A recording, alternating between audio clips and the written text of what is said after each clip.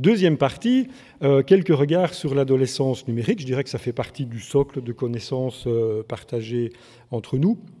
Et il y a des choses que vous connaissez déjà sûrement. Hein. Bon, donc quelques traits spécifiques de cette adolescence. D'abord, une centration sur soi. Les adolescents ne pensent qu'à eux-mêmes, il n'y a qu'eux qui comptent, c'est ça le plus important. C'est un peu comme les bébés qui ne pensent qu'à manger. Les adolescents sont fascinés par leur propre apparence, par leurs propres idéaux, leurs propres valeurs, et ils ont besoin de mesurer cette centration sur eux-mêmes à travers l'expérience des pairs. Hein, c'est ce que Serge Tisseron appelle l'extimité. Il n'y a pas que les jeunes qui le font. Hein. Chaque fois que vous changez de photo de profil, vous êtes là-dedans, hein, sur Facebook. Ou encore, un autre terme utilisé, l'intimité surexposée. Hein, l'intimité qu'il est nécessaire d'exposer face aux autres pour qu'elle existe vraiment. C'est un beau paradoxe. Alors, deuxième trait spécifique, la recherche et la construction identitaire dans les réseaux sociaux numériques. Les adolescents cherchent à se construire à travers ça. Je dirais que c'est un peu différent hein, chez les adultes. Bon, en gros, nous savons très bien qui nous sommes et nous déployons cette connaissance de nous-mêmes dans les réseaux sociaux. Pour les adolescents, c'est un peu le contraire. Ils cherchent à savoir qui ils sont et ils font des expériences dans les réseaux sociaux pour le découvrir, expériences qu'ils ramènent, qu'ils rapatrient dans la vie réelle. Donc il y a un moment donné où les deux doivent se croiser. Un autre trait spécifique, c'est l'alternance force et faiblesse. À certains moments, les adolescents sont très forts dans leur tête, hein, se pensent immortels, insubmersibles, inattaquables, et à d'autres moments, ils se prennent, pardonnez-moi l'expression, pour des petites merdes. Et donc, cette alternance force-faiblesse joue un rôle aussi dans les effets potentiels du harcèlement et du cyberharcèlement. Alors, un autre trait spécifique, l'adolescence est une période de test. On se mesure aux autres, de défis, hein, des défis parfois idiots, hein, que vous pouvez observer sur Internet, ou au resto, par exemple, donc des défis, des excès, hein, des mises en danger. Dans la vraie vie, les adolescents font ça aussi. Hein. Par exemple, les garçons traversent sur une voie de chemin de fer alors qu'un train arrive, vont très vite en voiture, se font des binge drinking, ce qu'on appelle des bitures express. Les filles aussi font pareil, elles se mettent en danger d'une autre façon peut-être, moins dans la performance, mais plus par exemple dans les scarifications, les automutilations et des choses de ce type-là, et de confrontation aux autres. Donc ça, c'est important. On se mesure à l'autre, on voit jusqu'où l'autre peut résister à une attaque, et on se met en danger soi-même face aux attaques que les autres peuvent vous faire. Important aussi, une angoisse d'abandon. Les jeunes quittent volontairement la sphère familiale, mais ça les angoisse en même temps. Ils se sentent abandonnés alors que ce sont eux qui partent.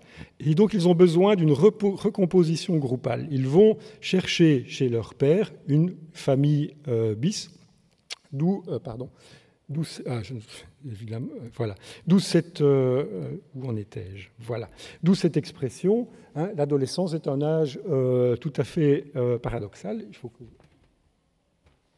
où le rejet de l'autre est à la mesure du besoin que l'on en a. Donc, dans la vraie vie aussi, on peut l'observer. Hein, il n'y a rien de plus traumatisant pour un adolescent de voir sa maman qui débarque avec la boîte à tartines en criant « Youhou, t'as oublié tes tartines !»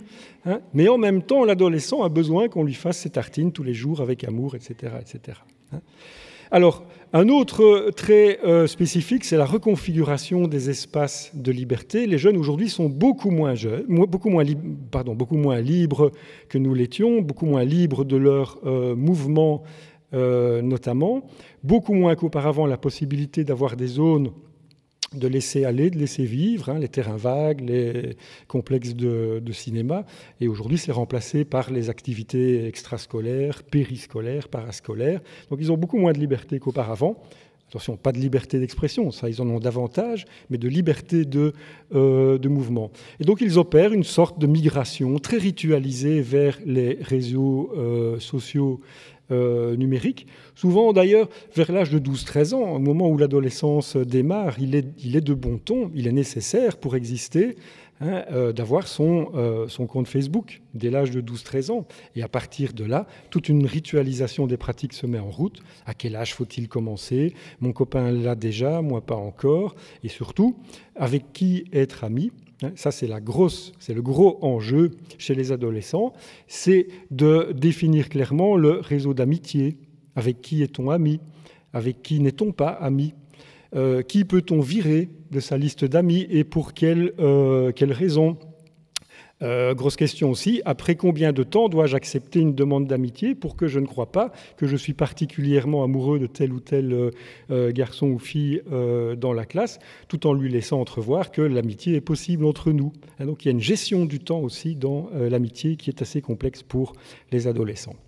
Décomposition de la structure familiale traditionnelle, ce qui a pour effet qu'un contrôle par la fratrie, par les grands frères, les grandes sœurs, les oncles, les tantes, etc., est beaucoup moins possible qu'auparavant. Donc les adolescents sont peut-être davantage livrés à eux-mêmes dans la sphère familiale. Alors, glorification de l'adolescence. Donc de nouveau, il y a quelque chose d'assez paradoxal là-dedans. On n'arrête pas de dire que les adolescents sont formidables, ce sont des petits génies. Et donc, ma génération, c'était le contraire. Chaque fois que que je prenais la parole dans un groupe d'adultes, on me priait de faire silence et d'attendre que tous les adultes aient terminé de parler. Aujourd'hui, dès qu'un adolescent ouvre la voix, on prend la parole, on estime que c'est formidable ce qu'il a à dire. Et du coup, ça exerce une pression aussi sur l'adolescent qui est en lien avec le culte de la performance dans notre société. Nos adolescents doivent arriver au meilleur pour eux-mêmes, mais aussi, la société hyper moderne est passée par là, un culte de la concurrence. Donc l'adolescent doit être lui-même, mais il est concurrent avec les autres dans cette nécessité d'être lui-même. Donc c'est une pression assez compliquée à gérer qui peut aussi générer des entreprises de destruction de l'autre pour exister soi-même. Alors, dernier très spécifique, on est dans une société du risque zéro. Il ne peut plus y avoir de risque, fini ça. Évitons tout ça. Et de contrôle. On contrôle énormément les attitudes, les aptitudes aussi des autres, notamment via les réseaux sociaux.